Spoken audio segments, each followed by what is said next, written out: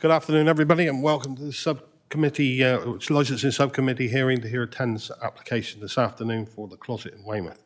I'm Councillor John Andrews from Sherborne, and I will ask if we can elect a chairman for this meeting. I'd like to propose Councillor John Andrews, please. And I'll second. Thank you very much. So I'll just run through some procedures and I'll introduce everybody first. So I'll ask my two councillors' colleagues to introduce themselves. I'm Councillor Les Fry, representing Dorchester West. Good afternoon, I'm Councillor Emma Parker and I represent Puddletown and Lower Winterbourne. Thank you very much. Now I'll ask the officers to introduce themselves and I'll start with the licensing team officer. Hi, I'm Catherine Miller. I'm Senior Licensing Officer and Report Author. Legal representatives. Good afternoon, I'm Phil Crowder. I'm the committee's legal advisor. Good afternoon, I'm Hannah Massey and I'm shadowing Phil today. And our Democratic Services officers, please. Good afternoon, John Miles, Democratic Services. I'll be taking the minutes for the meeting.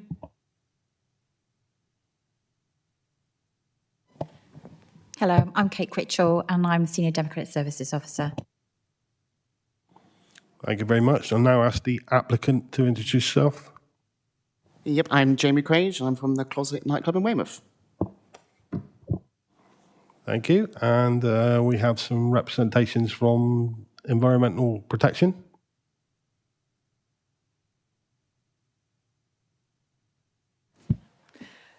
Good afternoon, Jane Williams. I'm Team Leader Environmental Protection. And Nicola Robinson, Senior Technical Officer. Thank you very much. So that's all the introductions done. We will now I'll go through the next item on the agenda, which is apologies for absence. We got any apologies for absence? Oh, yeah. Apologies for absence were received from Councillors Cathy Logue and David Morgan, substituted by Councillors Les Fry and Emma Parker. Thank you very much. My councillors have any declarations of interest? Thank you very much. Any urgent items this afternoon? No urgent items. So now we move on to agenda item 5, which is a temporary events notice to the Closet of Weymouth. I'll ask the licensing officer to outline the case. Thank you, Chairman.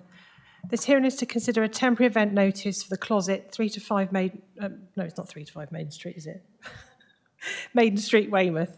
The 10 is to cover a period from 0300 hours until 0400 hours on Friday the 7th of April, Saturday the 8th and Sunday the 9th for the sale of alcohol, regulated entertainment and late night refreshment. Although the box "Are you giving a late temporary event notice" has been ticked, it is not a late 10, and the application is on as Appendix 1 at page 11. The notice has been considered by both Environmental Protection and Dorset Police. Environmental Protection have served an objection notice under Prevention of Public Nuisance, and this can be found at Appendix 2 on page 23. The 10 is to extend the operational hours for the Closet as under condition 29 of their current premises licence. The bar side must have a cooling down period from 0200 hours with the area to close at 0300 hours.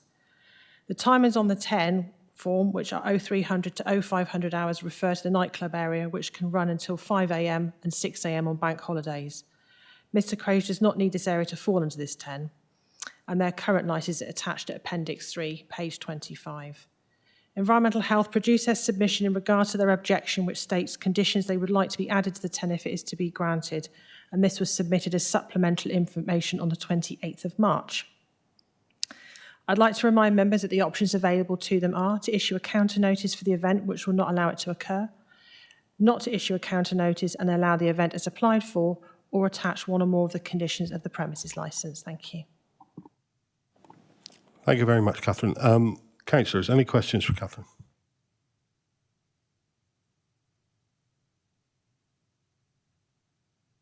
Mr. Craig, have you any questions for the licensing officer? No, not at the moment, no, thank you. Environmental and Protection? No, thank you, Chair. Thank you very much. In that case, we'll proceed and put the applicant put his submission in, please. Basically what I want to do is just extend the bar area of the business. Obviously, the nightclub is one side and there's a bar sort of the other side. It's just basically to extend the hour over the bank holiday weekend. We have done this previously for probably the last 2 years on bank holiday weekends, which has never raised an issue before. Just like I say, I'm happy to add the conditions that EHO have requested. I have no issues with that whatsoever. To be honest, we didn't know that when you apply for TENS that the conditions on your licence sort of were taking off and the TENS overriding that, so I never knew that. So we've obviously been doing that previously and we're happy to continue to do so. That's all I really need to say at the moment, I think. Thank you, Mr. Craig. Councillors, questions, Mr. Craig? Thank you, Mr. Craig. Why do you want to get the extra hour? Because the business is open till sort of 5 o'clock on a normal night, and the nightclub is open to that time, it just gives extra room for our customers. We don't have any overcrowding. It gives us the opportunity to basically, provide a better evening for people. We've done it previously. There's been no issues in regards to any antisocial behaviour. It also helps with a gradual disperse. So, for instance, if both bars are open and full, at 3 o'clock we'd have to then shut one side of the business effectively. So effectively you could have 100 people being turned out onto the street with effectively nowhere else to go. And if we're open longer, then obviously people have a lot longer to have that gradual disperse, because we have to do the soft close. So, you have an extra hour basically to slowly disperse those people rather than sort of kicking out 100, 150 people at the same time, effectively when the next door is still open, so people don't sort of, if it was two separate businesses, this probably wouldn't be an issue. But because you've got the interlink between 1 and 2 from internal, so that kind of is why we want to do it, really. If that makes sense. So you've currently got a soft close at 2, full close at 3, and you want to go to what? So in the bar area, there's a soft close from 2 to 3, and we want to extend that from 3 to 4. The nightclub side stays open till 5, if that makes sense. So yeah, so it's just an extension of an hour for the bank holiday weekend, because the licence as a whole, we get the extension for a bank holiday to stay open later, if that makes sense. So you can manage that soft close at 3, full close at 4. That's something you could manage, is it? Yeah, absolutely. But like I said, we've done it previously on bank holidays for the sort of last 2 years, and we've had no issue with that. There's been no issue with a sort of mass dispersal. So it all seems to work well. So yeah. And what about the police? Have you had many problems with the police outside there, or public order, antisocial behaviour problems outside? No, we haven't had any issues outside. We have what we call a road marshal. She sort of deals with the smoking area, sort of crowd control. We've had no reports of anything recently. We've had like one of our issues in the past with people generally being refused from the premises, who then tend not to move on as quickly as you'd like them to, but it's all dealt with. We've had no issues like that at all. Tell me about your road marshal. How does that work? What does that do there? So outside we have a sort of a penned-off, a fenced-off smoking area. So we've employed someone purely to stand in this area. Their role is to keep people quiet, basically. If people are a little bit excitable, not keeping the noise down, misbehaving in the queue, etc., they will kindly be asked to leave the area and will be refused back entry if they don't stick to that policy. Obviously, we're trying to respect the neighbours that are around us, and I think we're the only sort of venue in town that has this in place. So yeah, their purpose is purely to tell people to be quiet, if you like. So. And they're an SIA-approved doorman that you hire in for that purpose? They're not SIA, no. We have, our licence states we should have 3 SIA door staff on a Saturday. We usually have 4 or 5, and this person is employed by me directly just to keep people quiet. And if obviously they have any issues with any of those people, then the SA will then step in and remove if necessary. Councillor Parker. No questions. No questions, Councillor Parker. No questions from me.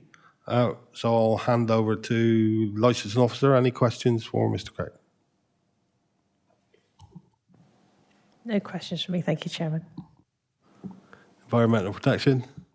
No, we're fine, thank you, Chairman.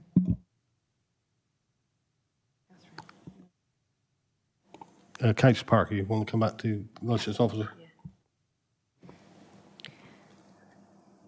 Have we ever had any concern come into licensing with regards to temporary events notices for the closet?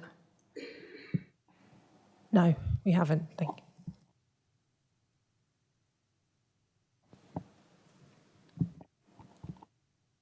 Councillor Fry. Catherine, have we had tender been approved before for this premises before with no issues at all? Yeah, that's correct. Yes, we've had them before and they've gone through okay. I can look on my history. I don't know off the top of my... Not stacks, because you don't need to put that many in, do you, really? But, yeah. Okay, thank you, councillors. Right, so now we'll move over to environmental protection. Environmental protection, would you like to put your report forward? Thank you. Thank you, Chair. We've put through a report appended to your documents. There isn't a lot more to say, really. We're literally just after a number of conditions on their premises licence to be appended to this additional hour. Sorry, am I quite quiet? Yeah. That's unusual for me. Did you hear that, or would you like it repeated?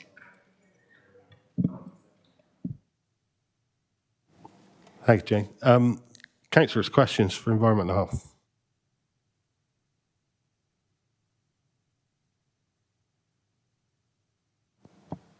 Jane, tell us about the conditions that you've necessary to put them across. Are there environmental protection issues there? So the conditions we've requested are basically around control of noise and the protection of the public nuisance objective. The site has been complying with those as a premises licence, and all we wish to have is those extended on for that small period of time on that Friday, Saturday and Sunday evening.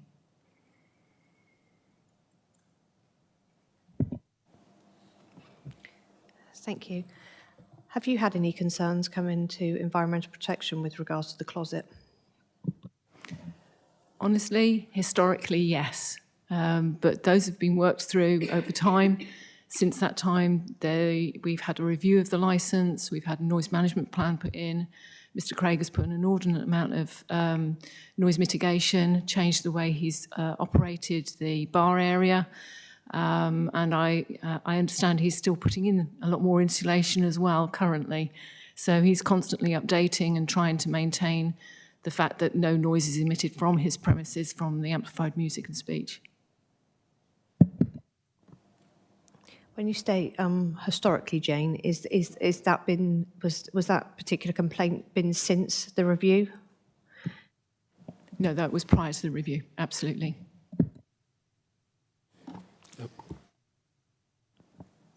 So if those conditions were applied, you would think that would mitigate the concerns that you or the community may have?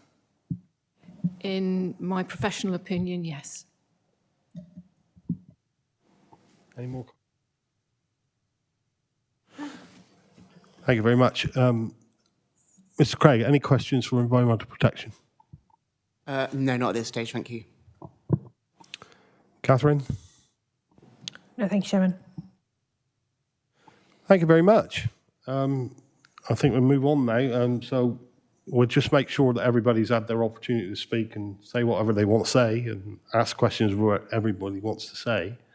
And we will sum up. So I will do that in reverse order. So environmental protection, have you got anything else to add? No, thank you, Chair. Mr. Craig?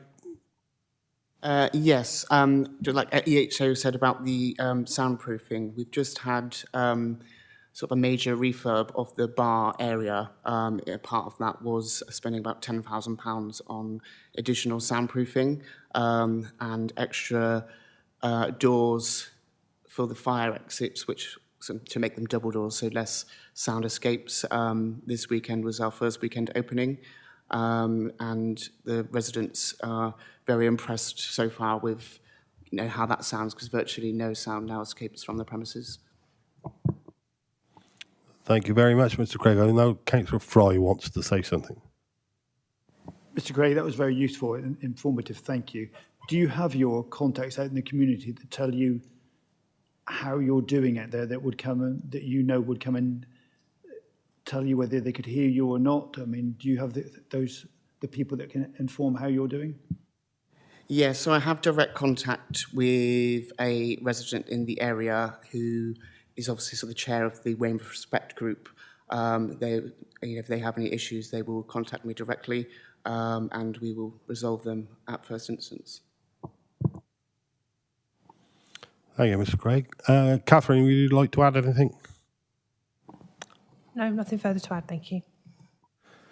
Thank you very much. Well, thank you very much for attending, everybody. Everybody's had their say, and that's what we need to make sure, that everybody's had their right to representation. We are now going to vote to go into exempt business so that we go. Yes, we go into exempt business. But before we do that, Mr. Crowther, have we covered everything? Thank you, Chair. Yes. So we'll get this decision out as quickly as possible within 5 working days, but obviously that's not quick enough for you. So no doubt when the decision is made and written up, it will be emailed to you. So you will have that in writing of some kind.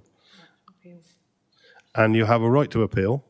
That leaves it a bit close to the Weymouth Magistrates Court. Yeah, you have a right to appeal within 21 days, but like I say, that might be a bit much for you if it doesn't go ahead. All right. I'll now ask for a vote for exempt business. I propose we go to exempt business. Second. Thank you very much. So we'll get that notice out as quickly as possible after we've had our exempt session. Thank you, everybody.